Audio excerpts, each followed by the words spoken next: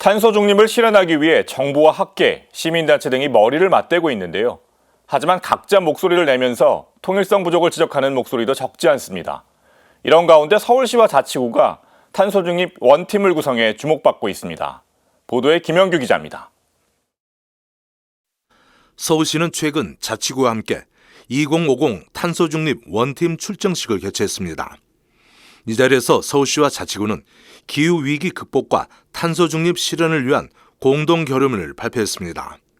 먼저 저탄소 건물 전환을 가속화하고 교통과 에너지 분야의 화석연료 의존도를 낮추기로 했습니다.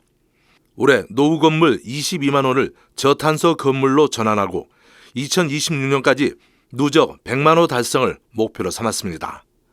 교통 분야에서는 올해 전기차 충전기 2만 기 보급과 배출가스 4등급 차량 조기 폐차 지원 등으로 온실가스 배출을 억제합니다. 또 최근 빈번히 발생하는 기후재난에 대응해 서울을 회복 탄력성이 높은 도시로 조성합니다. 올해 생활밀착형 공원 30곳을 조성하는 등 그린 인프라를 확충하고 대심도 배수터널 등 맞춤형 방지시설을 늘립니다. 기후약자와의 동행도 추진합니다. 에너지 취약계층 20만 가구의 에너지 비용을 지원하고 저가 노후주택 500가구의 에너지 성능 개선 공사에 최대 500만 원을 지원합니다. 독거 어르신과 쪽방촌 거주민 등 31만 명에게는 방문 건강관리 서비스를 제공합니다.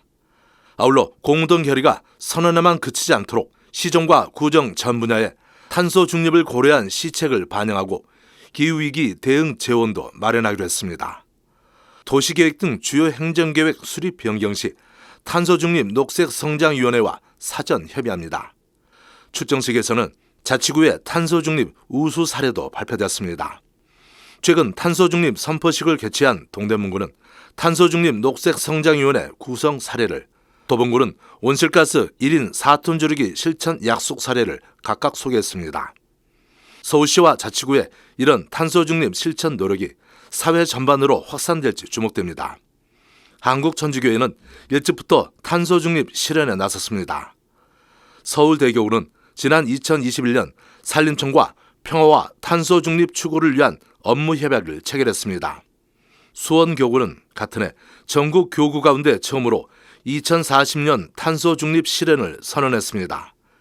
이어 재생에너지 생산과 건축물 에너지 효율화 등을 위한 공동의 집 에너지 협동조합도 창립했습니다. 춘천교구도 2040년까지 탄소중립 실현을 목표로 삼았습니다. 한국평단협은 올 한 해 기후위기 극복을 위한 천주교 탄소중립 실천을 중점 추진하기로 했습니다. 이를 위해 생태영송과 탄소중립 아카데미 등을 개최합니다. STPBC 김영규입니다.